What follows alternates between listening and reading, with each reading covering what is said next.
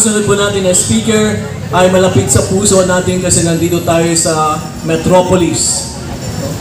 Ang ating sektor ng Urban Poor, ang president ng Urban Poor Group ng Caloocan, si Mr. Rex Merano.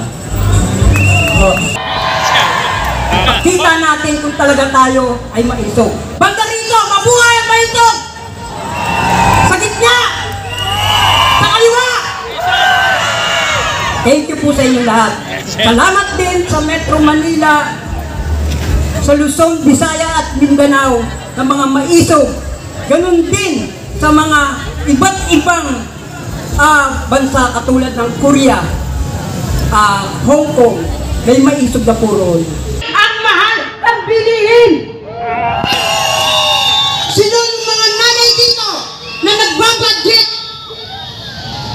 Akala nyo ba ang minimum natin? Alam nyo ba kung magkano ang minimum natin? Sino makakasagot? Minimum. O, sabihin natin 700. Sige, dagdagan ko na lang. Abunuan ko. Ang totalit talaga po ng minimum natin ay 600. No? 610 yata po. Kubalit. Kwentay natin. Sino magaling sa mat dito? Badong! O, Badong! Kwentay natin. Kung kakasya ba ang 700 na sinasabi nila na minimum? Dinagdagan ko rin sa gano'n. Hindi! Ang bigas ngayon po, 60 pesos, pinakamura. Subalit may sinasabi silang 24 or 37. Kailan yun? Ngayon lang dahil magsosona sila sa 22. 29. Magaling. Papayag mo kayo? Kwentay natin. Ang galunggong po, yung isang dangkal, 6 na piraso, 1 kilo, 300. 400 ito po. 400 ito po.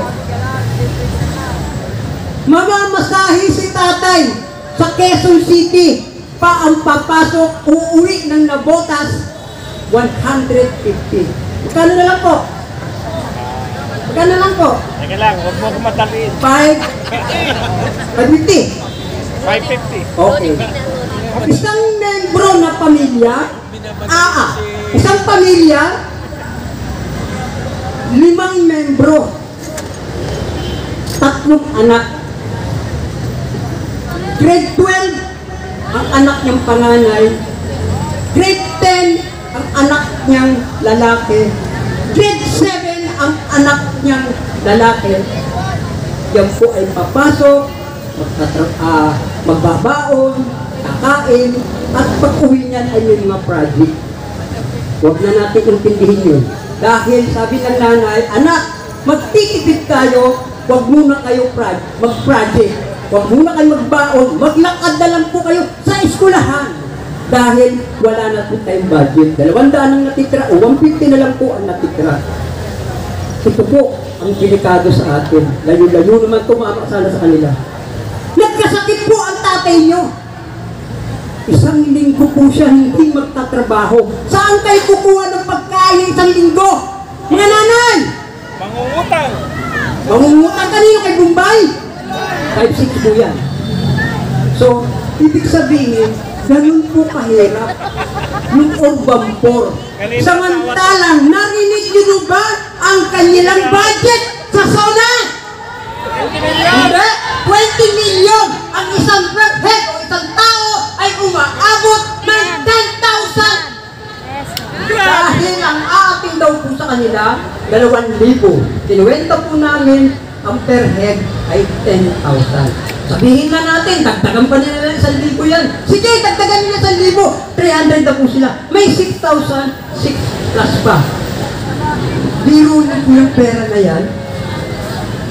Samantalang tayong maraming nabuboto. Yung karsada ay lumak-lumak. Tapos sila, 6,000, isang tao kakain lang. Ako, lumakiniti yan nila noon. Ilang araw ba sila sa Congress? Isang oras lang yun. Isang taon? O isang linggo? Wow, ano? Okay, Patuloy pa natin, hindi dyan natatapos. Narinig nyo ba ang nangampanya sa kanya? Nangampanya sila. Ang sabi niya, bawal magkurap. Malgas. Sabi niya, bawal magwaldas. Sa kanya nang galing po yun. Bakit ngayon 20 milyon ang kanilang ginagasto? Sa ano lang yan po? Sa pagkain lang nila. Nakakakilala.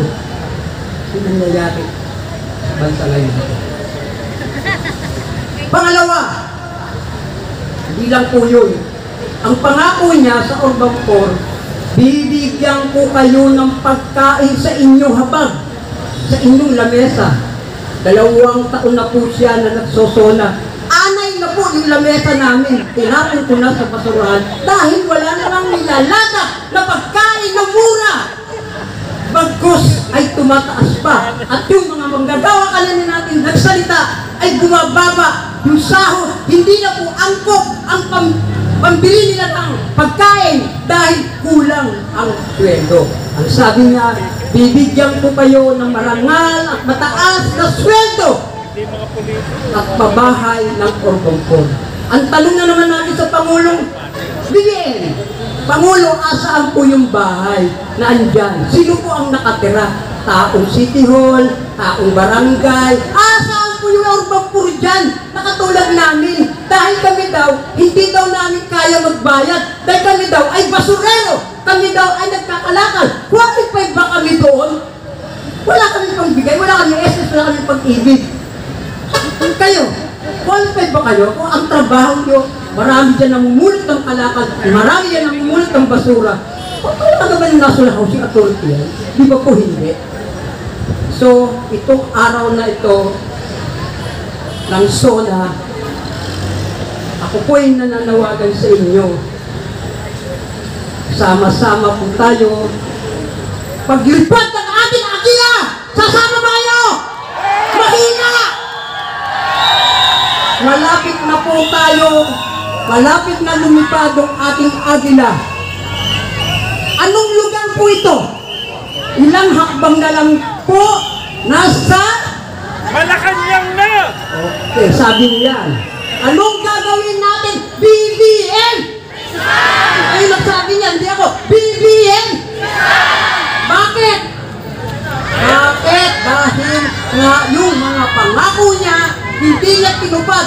Another na naman ng mga ngako siya sa 22 doon sa Congress. Ano na naman kaya ang papabangako mo?